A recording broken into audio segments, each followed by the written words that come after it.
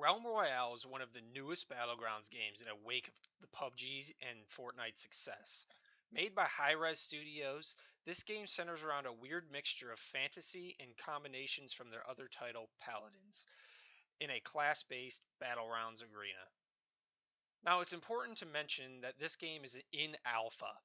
Not a real alpha, but those bullshit ones that basically just state that this game is in early access so they can use it as an excuse if the game is shit.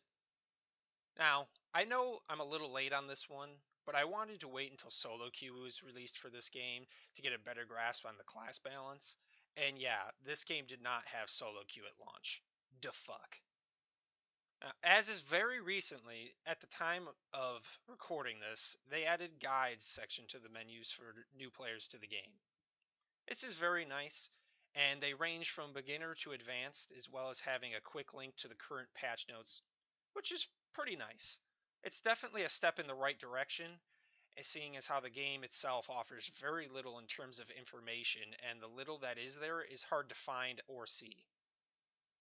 When you enter a game, you pick what mode you want to go in, solo, duo, squads, as any other BR game does. But when you actually get into the game, you're told to pick a class: warrior, engineer, assassin, mage, and hunter. Simple, right? Well, it shows what each of these classes can do, but only through loosely described pictures. There's no way of actually finding out what those pictures means in that menu. So you're just forced to pick whatever looks good, and then you get in game and start looting. Now, there is a very real chance that while you're doing this, people might be trying to kill you. Weird. Shocking, I know. Now, an orb pops out of one of the chests and you immediately pick it up and move on in your looting to stay alive, right? Oh, wait. It doesn't tell you what that does on the hotbar either.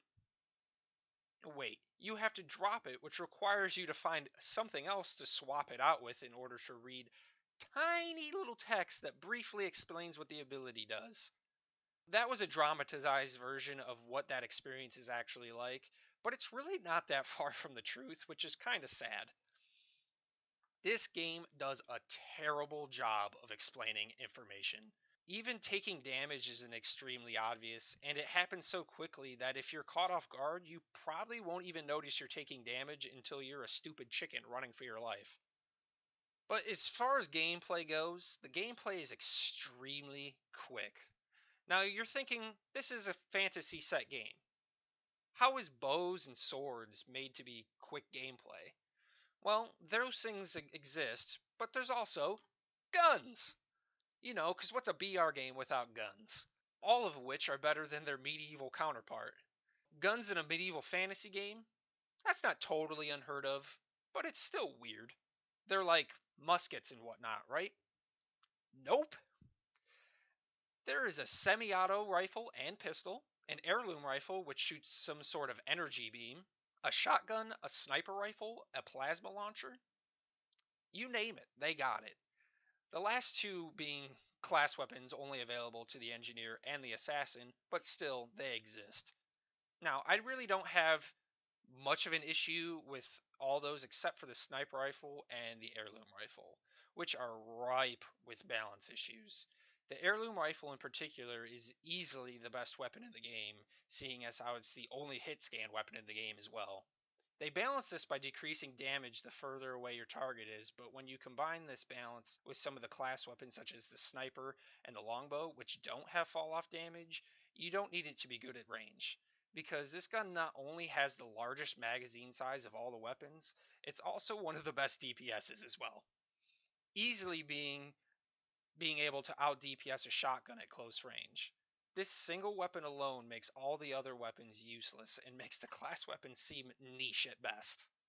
Okay, so the weapons for sure need some rebalancing, exceptionally the heirloom rifle, but what about the classes? The classes are the reason I was waiting for solo queue because it's pretty difficult to determine the power of a class versus a class when you're fighting multiple people at once. And at first, I thought the classes seemed pretty one-sided towards the hunter class, whose longbow and built-in mobility makes her one of the best classes in the game. But as I kept playing through the classes, seemingly became more even. providing a semi-unique playstyle to each of them, giving out each player a niche class for their particular playstyle. Warrior being a rush class where you want to get up in the opponent's face and burst them out with short range weapons. Engineer, a campy class where you set up turrets or other traps to lock down a small area for yourself. The Assassin wants to keep you guessing using invisibility and teleportation moves to move around quickly from a distance to short range and back out to a distance.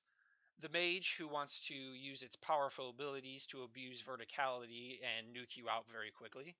And lastly, the Hunter, whose high mobility allows her to keep you at a distance and poke you down. They all have their niches, but some are better than others, particularly the Warrior, Hunter, and Assassin. The Warrior, because of his abilities, offer him a decent amount of mobility as well as the ability to regenerate armor and health, something other classes require potions to do. His throwing axe class weapon also hits extremely hard with very little effort for doing so. The Assassin is probably the weakest of the three, but his sniper rifle class weapon offers such a swing to fights that it's almost broken. The ability to hit half a player's maximum HP at close or long range with relative ease really changes the pace of a fight pretty quickly. Despite my rethinking of class balance, the Hunter is still the most powerful class in my opinion.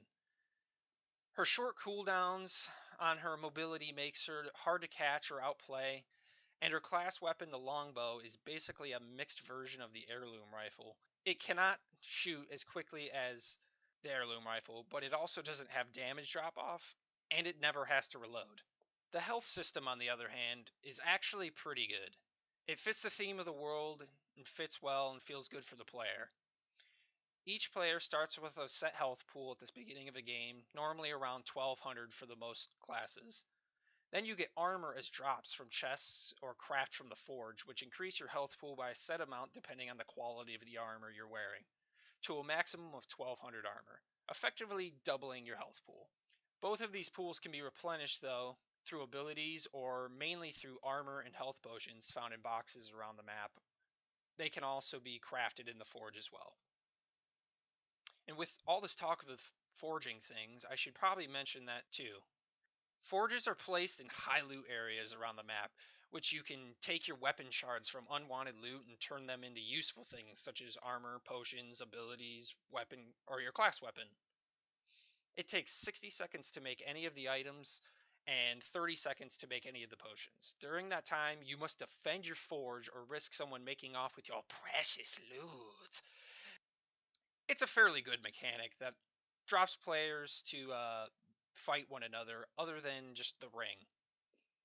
Overall, I enjoy the feature. However, the trailer makes this forge very misleading, making it seem like you can almost customize your own personal weapon tailored to how you would like a weapon to play. See that machine gun that he pulls out in the trailer? Yeah, you can't do that.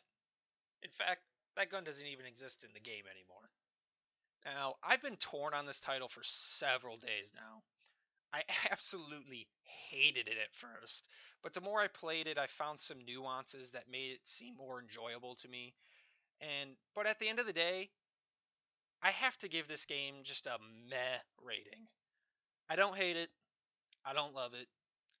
Will it take down the titans of the BR genre?